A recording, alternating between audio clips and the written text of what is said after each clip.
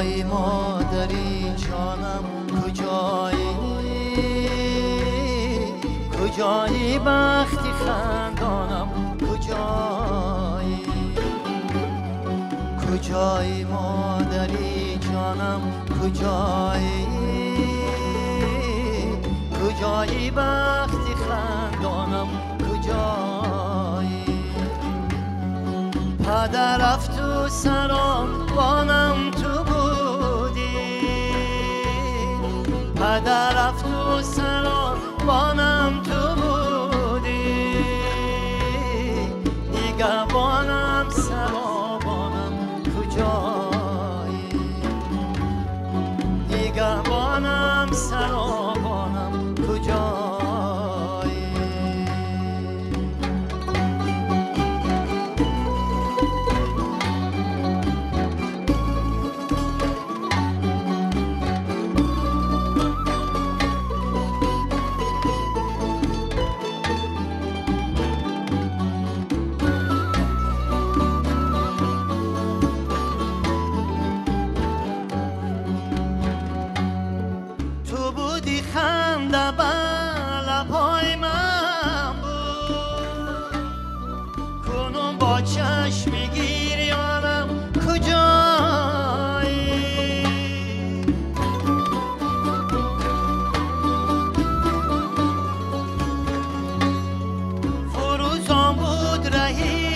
شبای تارم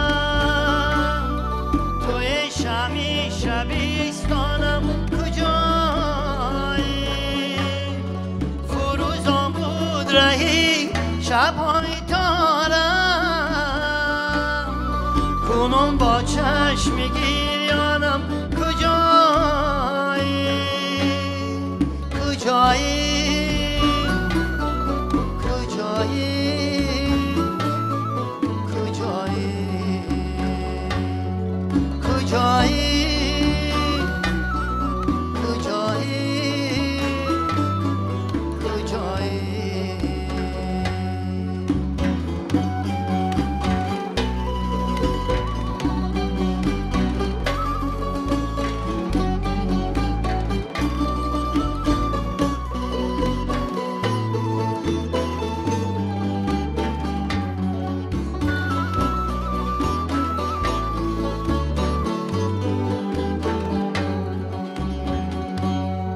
تمامی زندگی یک روز عمر است توی یک روز مهمانم کجایی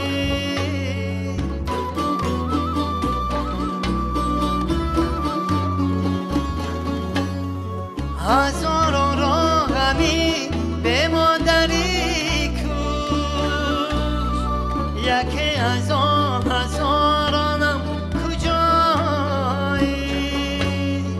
هزاران راه همی به مادری کوش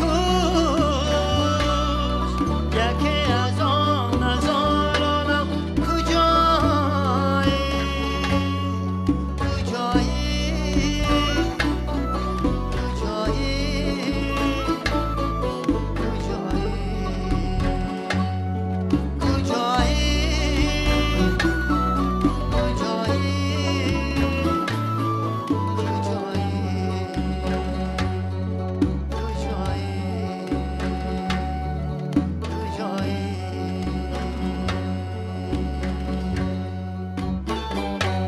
با یک جهان صمیمیت و محبت خاصه درود عرض میکنیم دوستان عزیز و ارجمند. برنامه فضا است و امروز مهمانان عزیز و عالی قدر داریم. حبیب الله میرزا شریف، آوازخوان محبوب، سلیست ارکستر سیمفونی دستگاه اجرایی پرزیدنت جمهوری تاجیکستان و همچنین روزنامه‌نگار، ادیب جورابک مومی نیز به برنامه ما تشریف آوردن. من حضور ایشان را به برنامه خیر مقدم میگم. نور و صفا آوردید و با یک ترانه جذاب، ترانه مادر برنامه امروزهای فضا آغاز گردید. خطا نکنم مؤلف شعر این ترانه شما هستید. این شعر رو شما نوشتید. خب عجیب است داشتن چند هنر، همینطور مثلا شعر نوشتن همچنین در جاده پوبلیسیستیکا موفق بودند و در این برابر به نثر نیز رو آوردن و عموما کارهای هنری انجام دادن. فکر میکنم که این زحمت زیاد طلب میکند و شما برای پیشرفت فرهنگ، هنر و پوبلیسیستیکای یک منطقه، یک ناحیه تاجیکستان خیلی سهم زیاد دارید و همچنین همین سهم به تاجیکستان نیز انتقال یافته است. خوش آمدید. خب و اگر دویورد پیام به بیننده عزیز دارید بفرمایید. محمد بیننده عزیز رو آگاه میکنیم که ما بار اول نیست که در تلویزیون سفینه برآمد میکنیم. یکم چیز گفته باشیم، شعر خوانده باشیم. حافظی هم کرده هستیم یک بار گوش کرده. این اشتو نمیدونستیم. برنامه خوب است. قریب 2 سال شد. چند سال شد؟ در هوای تاجیکستان پخش میشه. های ما حیبلا گوی یکدیگر را الهام میدهیم. خب چگونه؟ اولین شعرهای حجویه که اینجا شاید موضوع حج خیلی نباشد، در اومد دیگه گفتم که همین شعرهای حجویه که من مینویسم و کتاب علاهده حج هم دارم. خب ولی من فکر میکنم که خیلی مهم است داشتن شعرهای حجمی عموما به حجم رو آوردن شما، چون ما به این زیاد نیاز داریم. در ادبیات هم بسیار کم است، خیلی کم میکنن محققان، مثلا محققان ادبیات، ادیبان حجم‌نگار، حجم‌نویس نداره. مثلا حج بیشتر حافظا، مثلا دراماتورگا، اونایی که در صحنه بازی میکنن همیشه گله میکنن که حج تاجیکستان مثلا در پای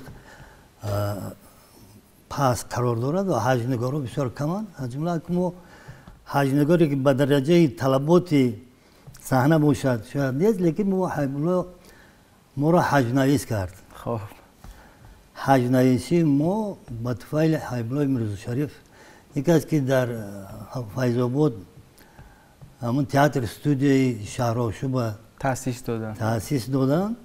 خیلی با مصلحت همدیگری ما را موضوع میدادن و ما برای صحنه‌های رو ایجاد میکردیم. بسیار خوب قبول میشه. ما را بسیار میخواند تئاتر خیلی امروز هم میخواند. همون شهرآشوب حالا ادامه دارد این تئاتر؟ شهرآشوب کمتر فعالیت از شده. بس شاگردانی داشته؟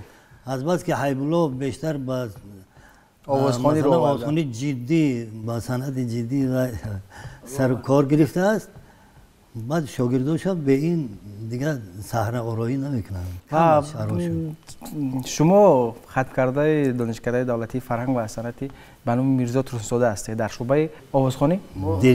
دیریجوری. سرسای خلقی. خب چرا انتخاب کرده دیریجوری؟ به حیث نوازنده مکتب موسیقی نوی فیض آباد، کالج صنعتی به نام احمد بابا خلف، وقت آموزشگاه موسیقی و بعدا دانشکده به حیث نوازنده رباب یا دوتار ختم کردیم. لیکن وقتی که به کار به نوی فیض آباد رفتیم به حیث دیرکتری قصر فرهنگی مرکز نویه خواستم که یک نوآوری باشه در کار ما.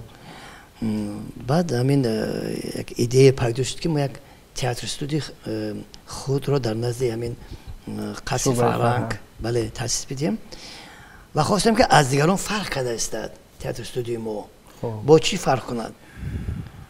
خودمان با ما آواز داده است، نوازنده هستیم، خیلی مهارت اکتوری رو از شادروان استاد کاملی چقل نمیتونیم که ما نام کسی به زبان نیاریم.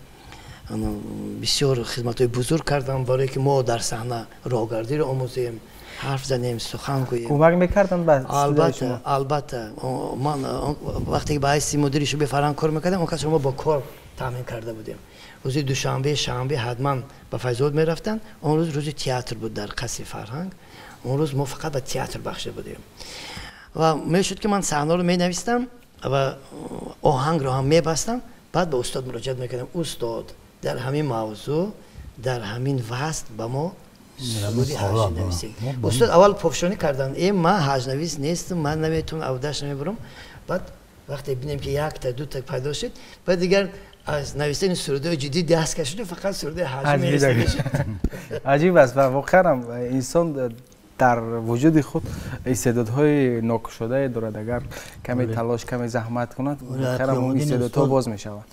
استاد کامل چقل یاد کردم ولی من گفتم که ما را همچون حجب نگار حجب نویس حبیب الله مشهور کرده باشد اگر استاد قیامتی میگفتن که اون شعر یا ترانه سمبوسه عشق سمبوسه داشته از شما شعری من دلم بود سمبوسه همین میخواد 25 سال پیش حتی هم خیلی شد که همین شعر از قیامالدین چقدر شد بعد قیامالدین من میدونم که من ترا جورابک مشهور عالم کردم در کینوها ثبت شد در ترکیه رفتم در ترکیه آدما گفتن که شعر سمبوسه باید آوردن و ما گفتم شاید خطا گفتم شما رو نیاخیم ما همین و همین خیلی شد که همین دلم سمبوسه میخواهد دلم یک بوسه میخواهد دلم یک بوسه شیرین لبی بیغوسه میخواهد ز یک سمبوسه رخسار او هندو جوسه میخواهد دل من بوسه میخواهد و هم سمبوسه میخواهد خیلی بسیار این شعر دراز است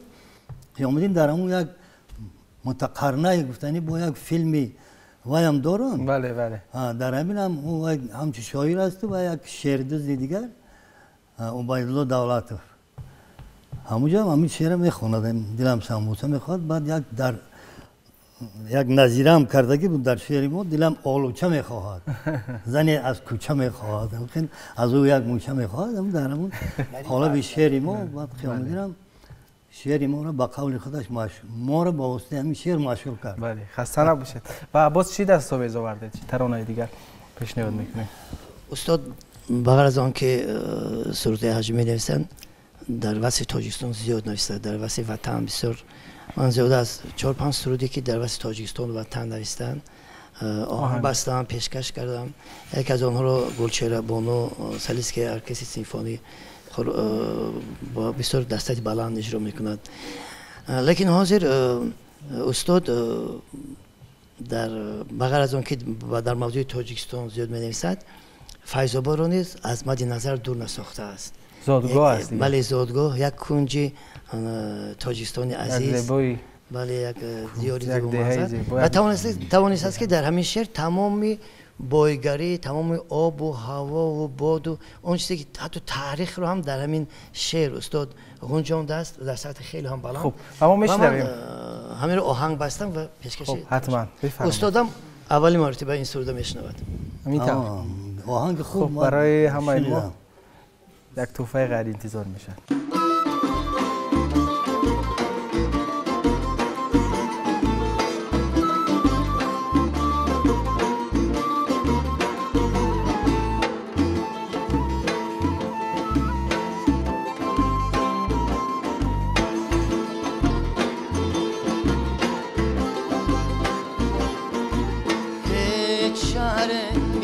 فیض‌آباد حسن‌آباد نیست از زیباتر از او افسوس فیض‌آباد نیست از زیباتر از او افسوس فیض‌آباد نیست نام او را فیض‌آباد زیبا کردن نام او را فیض‌آباد زیبا کردن در یگانه سخنی گونه خوب جان نیست در یگان حرف و سخنی گونه خوب جان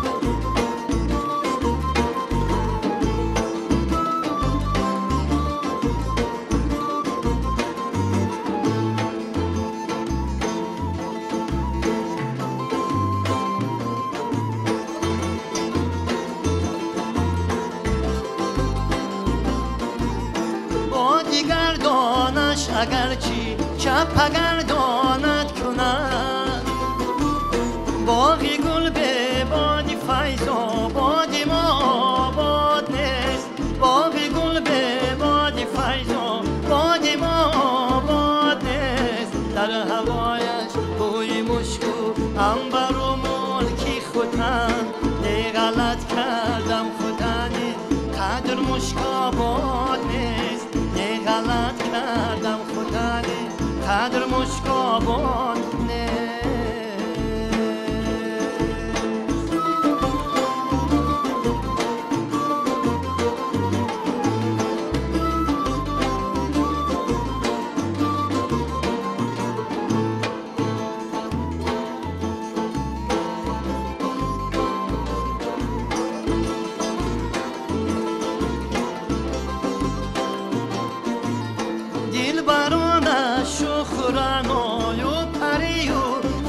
ایران در دیگر جا دیده باشم این چنین در یاد نیست در دیگر جا دیده باشم این چنین در یاد نیست من که پیوستم به آب و خاک و باد و چنگ او بندی جانم یکیره است بندی او آزاد نیست بندی جانم یکیره است بندی او آزاد نیست هیچ شهر مثل فیض آباد حسن آباد نیست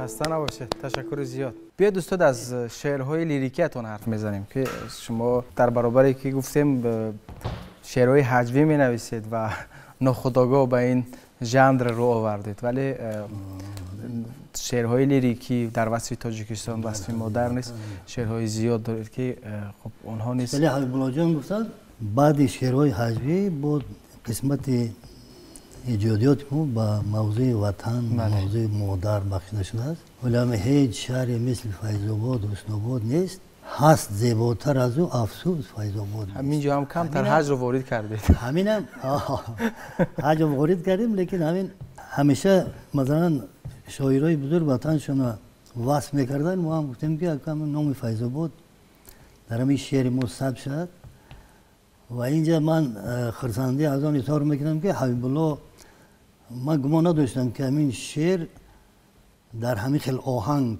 جو میشود خیلی انتظار بود برای شما. من گفتم که من همون طبیعت و حافظه هم کم دارم و هر کسی که با شعر و ادبیات و در ما قالب بیشتر در قالب آهنگ همون وای ایجاد میکنه دو بس از اون که در وزن ها تو بیاد اصلا وزن کلاسیکی در همون اساسا از آهنگ پیدا میشه.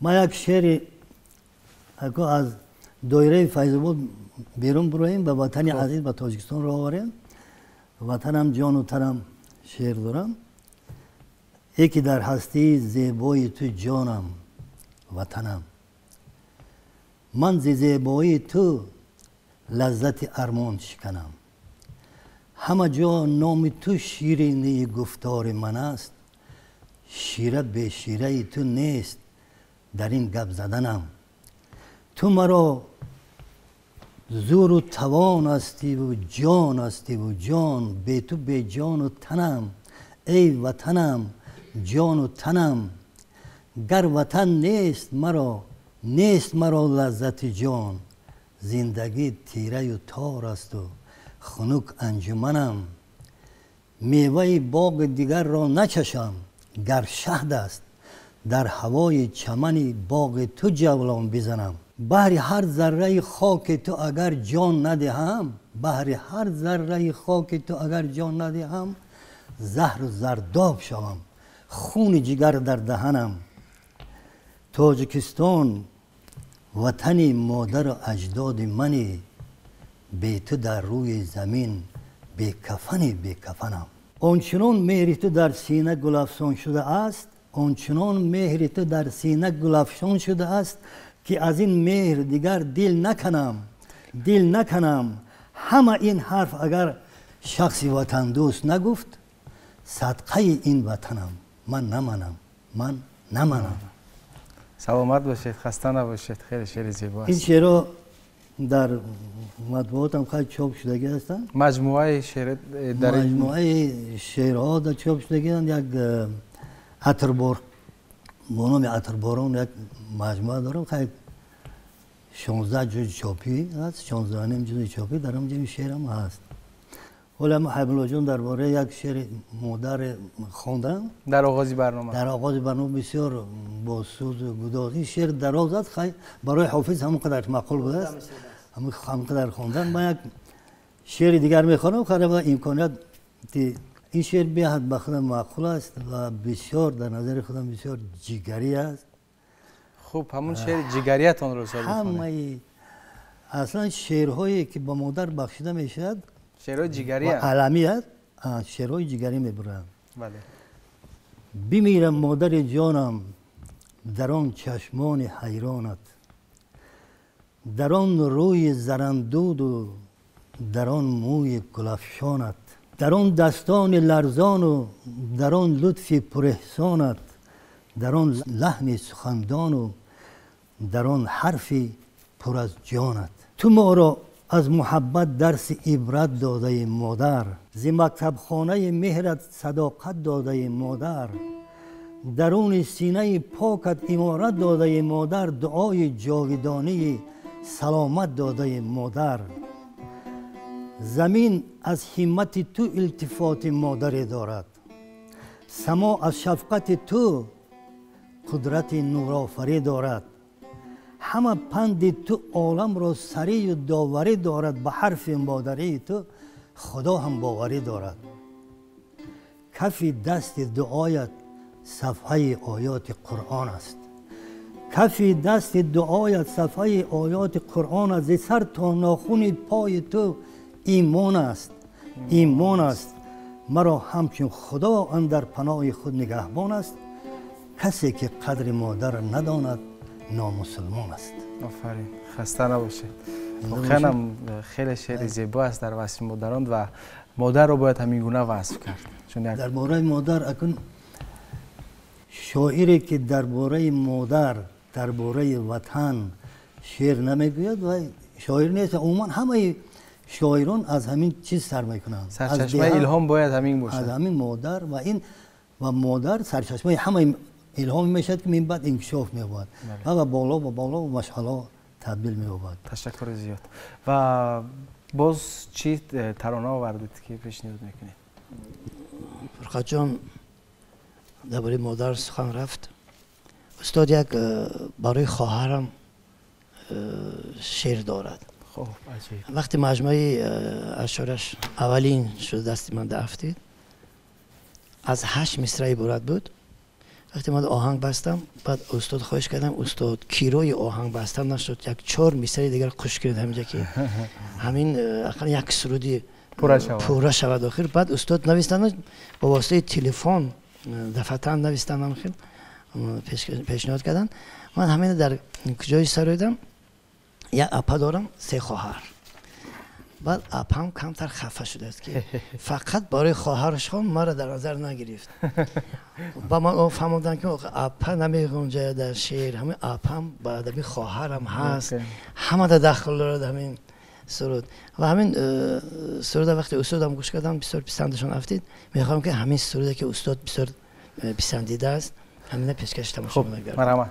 چون که در واسه خواهران ایران اپا نمیگن آخه، خواهر میگن. اپا خواهر میگن. بله. در ادبیات کلاسیک هم همین است. چون که در واسه خواهران کم شعر ایجاد شده است. تشکر میگیم استاد همین مصرار نوشته است. پیش گفتم در حیب‌الله جان درباره خواهر و درباره اپا و خاله و اکا کم مینویسن. یگانه کدوم روزی در وای فروغ صبح دانایی ما هم اشتراک کردیم.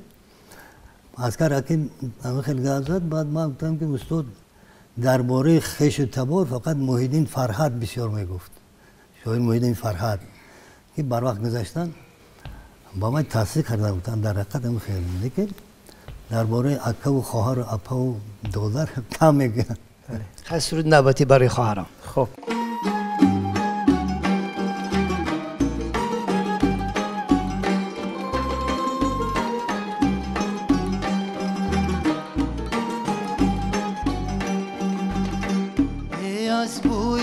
مادرم به یادم آید، به یادم آید. ای از موی تو مادرم به یادم آید، به یادم آید.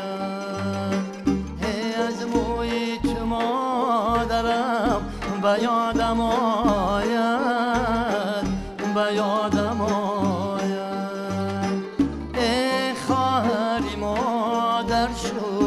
ایران آیم، ای خواهری مادر شو در ایران آیم.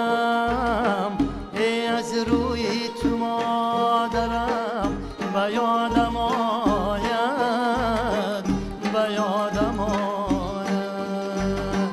ای از روی تو مادرم به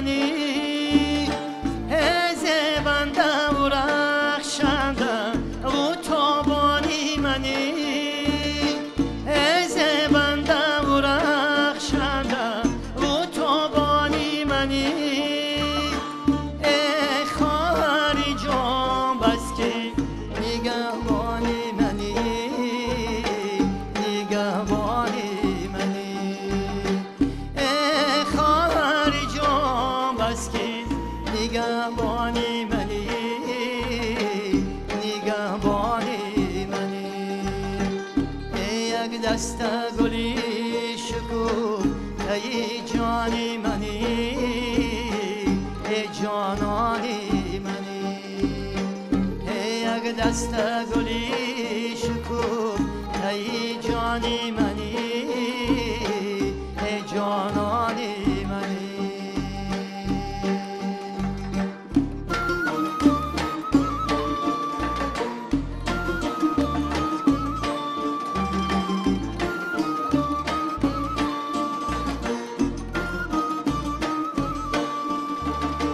ای خواهر جان تو جان شیرینی منی ای بیمار شوم در سری بالینی منی ای بیمار شوم در سری بالینی منی ای تو قبله من به صورتی مادری من ای جان مادری من ای تو قبله من به صورتی مادری من ای جان مادری من ای مهرابی منی نماز و آمینی منی ای آمینی منی ای از بوی تو مادرم و یادم آید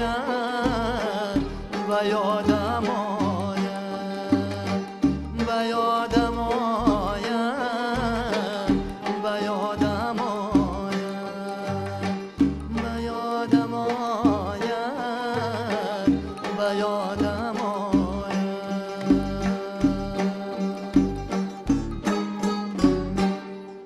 شما در تجربه کاریتان در تجربه آوازخوانیتان خب همکاری با شاعران زیاد داشتید، خاصتا با شاعران فیض آباد.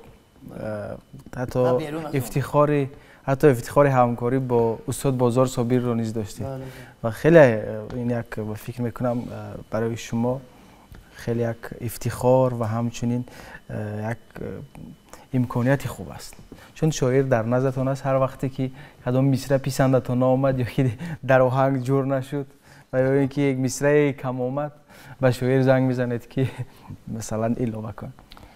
فرخ جان، من شکر میکنم که با زیاد شاعران نویسندگان همکاری داریم، دوستی داریم. من اولین شب ایجادی خود را همچون شیر و شکرهای سالهای پیشین بود، حاضر کم است، از ایجادیت عثمان شریف زاده آغاز کردم و در حقیقت در همونجا یک دو مصرع در آهنگ نگنجید. بعد به استاد مراجعت کردیم، لیکن عثمان شریف زاده استاد در زندگیش گفته بود که کسی همین یک مصرع شعر مرا دیگر میکند من هیچ وقت راضی نیستم. لیکن همین استاد فکر کردیم، مجبور شدیم، چون که در آهنگ نگنجید. اولی شعر بسیار خوب بود، من نتوانستم که این شعر مد نظر کنم و بعدا از اجازه بازار صابر یک شیر شکر کردیم با اشتراک آنکاس. بله. اخیران ثبته که اخیران شب ایجادی که بود با استاد، بعد این به امریکا رفت و بسیار گفتنهایی که در اون شب ایجادی گفت در دیگر جا نیست، این در فیض آباد ماند. بعدا با استاد نظری یزدان یک شب ایجادی خوب داشتیم. حاضر نیت داریم که با استاد دولت سفر یک شیر و شکر در فیلارمونی دولتی با نام اکشف جوریف برگزار کردیم ماهای نزدیک و از استاد یک برنامه بود در تلویزیون سفینه ساحل با نگین امامی داشتیم.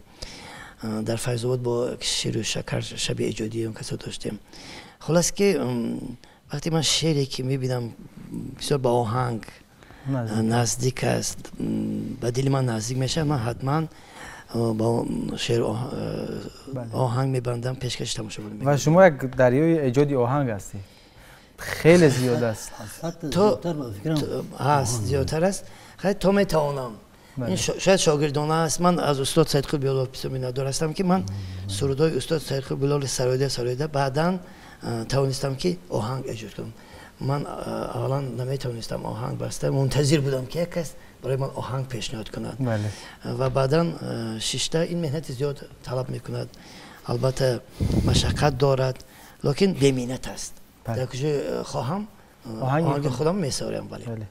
و از کجا احساس کردید که هنر آوازخوانی دارید؟ چون شما به سند رفتید و اونجا دریژور خواندید، همچنین گفتید همچون مطرب من تحصیل کردم. فرقه جان از خوردی من سرود میسرایدم. چرا نخواستید که آوازخوان شوید؟ حاضر در مکتب‌های موسیقی کالج و کنسرواتوار دانشکده مخصوص آوازخوانی تشکیل شعبه‌های آوازخوانی اون وقت نبود؟ دورانی ما می‌خواندیم آوازخوان کنی گپ نبود، همه نوازنده بودن. کسی که آواز داشت بعداً حافظ میشد. همون حافظ خوبی کار ببینید که هم نواخته میتونید هم سرایده میتونید. بله. حاضر آوازخوان زیاد شده است در هم، چی در مکتب موسیقی، چی در کالج و چی در دانشگاه‌های عالی کسبی میخونن. حتی در بعدی تمام کردن حافظی کرده میتونن، اسباب نواخته نمیتونن. بله. یعنی که معلوم میشد که اون پرینسیپی کاری سالهای پیشین قبلا شاید خوبتر بود. بله واقعا وقتی که بعد کسی که آواز داشت هم البته آواز ندارد. مثلا ما 13 کس آموزشگاه موسیقی تمام کردیم، چند نفر دانشکده، همه آوازخوان داشتن، نوازنده خوب شدن. از اون که آواز نداشتن امروز کار فعالیت کردن، همچون نوازنده های چیره دست ممتاز کار فعالیت دارن. لکن آوازخوان برای که آواز نداشتن آوازخوان نشدن، شاید آهنگ میسازن. بله. همه فرقت جان در ارتباط سوال دادگی شما میگذار یک جواب دیگر باشد. خب حبیب الله این قیامدین چقدر بزرگم بسیار به زبان می آورد. حبیب الله دیریجور هم باشد، هم به قول خودش هم آوازخوانی و کلمه وای نیست، هم سرود می خواند، هم موسیقی می نوازد، هم موسیقی ایجاد می کند، هم درام می نویسد، هم درام به صحنه می ماند و هم راهبری هم 13 سال راهبر بود. راهبری خوب هم میکرد. در دوره فعالیت یک از انسامبل های زیاد با میان آمدن، فلک سرایی و مقام اتنوگرافی و 6 مقام. و واقعا هم این طلبات زمان معاصر است که یک نفر باید راهبری که بسیار راهبر موفق هم در کار بود هم در ایجاد.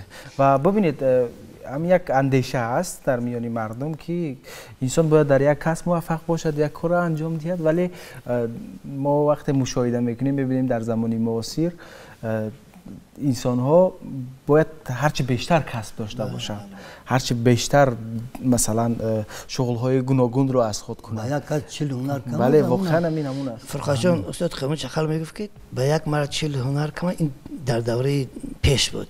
در دوره زمان امروزه این 40 تا کم است. یک برابر باید زیاد باشه. هم میگفت خلاصه بردار میکرد و اون درست میگفتن اون کس اگر خواهی نان تیافتن در اون کلام صاحب باشی. بله. کلام صاحب باشی باید روی خود کار کنی. هم وقت از پی ایجاد و از پی نوآوری باشی. پس از اون کار موفقیت پیدا میکنی، صاحب آبرو میشوی، نان حلال وقت میخوری. بله خسته نباشید. و استاد چیزی میخونید؟ اصلا شاعر قشلاقیه. استاد بزرگ میگه که من از دایره قشلاق بیرون نمیرم، لیکن شعرهای شهری هم میگم، شعرهای جهانی هم گفته گذاشته رفتم، لیکن من از بس که شاعر قشلاقی بودنم همین ثابت کردم یک دو بیتی میخونم. بفرمایید. من شاعر قشلاقی 40 چشمگی ام، شکرانه کنم به سیری گشنگی ام، 100 کوزه اگر ز چشمش آب خورم، چون کوزه آب نشکند تشنگی ام. 40 چشمه بهار بچگی های منی، صحرای دلی پر از تمنای منی، آن مکتبی تو حرف وطن یادم داد، تو یک وطنی بزرگی دنیای منی. باران بهاری تو را یاد کنم، شیرچای نهاری تو را یاد کنم. وقتی درب گندم صحرایی رسید، مومن دوتاری تو را یاد کنم. خسته باشید. پدری ما وای بود، دوتاری بود برای همین. هر بار اگر که تاجیکستان گویم، بشنو تو مرا که مادر جان گویم. این گفتن من خشک زبانی نبود، با امر دل و با امر وجدان گویم. بله عالی. سلامت باشید. سلامت باشید.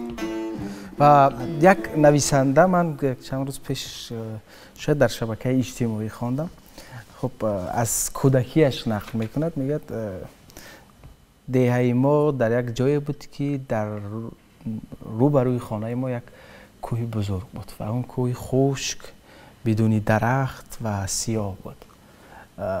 همیشه از همین کوه بدم می آمد، یعنی کوهی بود که میگفتم قدر منظره بد است، همین گونه احساس در وجودش بود و میگه بعدتر که بزرگ شدم دنیا را دیدم و تمامی جای گشتم و یک روز از من خواهش کردن که بهترین منظره دنیا را در پیش نظرتون بیارید تو تصویر کنید و میگه به اختیار همون کوه سیاه، همون کوه سیاهی که من همیشه از اون تنفر داشتم در پیش نظرم پدید آمد. یعنی برای انسان زادگاهش آن جایی که به دنیا آمده است همیشه زیباست و همیشه در خوابهایش میآید و هر کجایی که باشد همیشه در خوابهایش زمانی بچگیش میآید.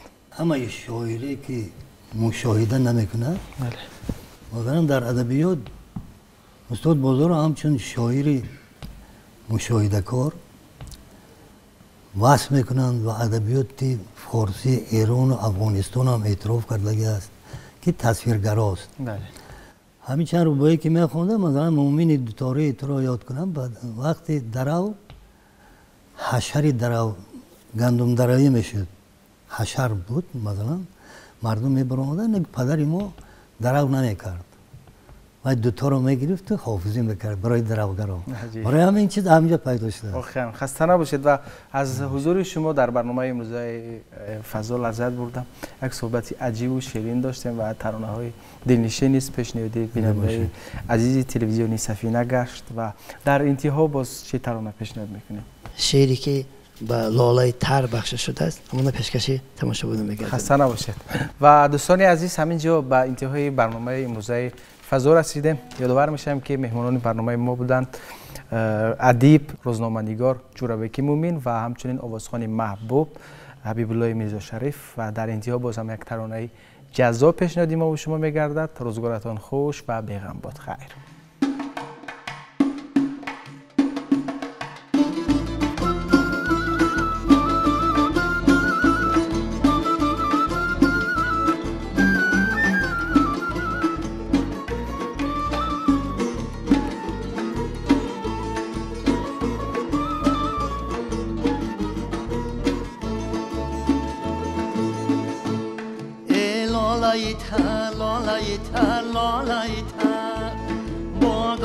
لبانی تری تو شهد و شکر، لالای تر لالای تر لالای تر، بادامی لبانی تری تو شهد و شکر، مویی تری شانه دیده ای سروی قدر، مویی تری شانه دیده ای سروی قدر، تور شبی مایی درزی بارانی سهر، توری شبی مایی درزی بارانی سهر، لالای تر لالای تر لالای تر لالای تر.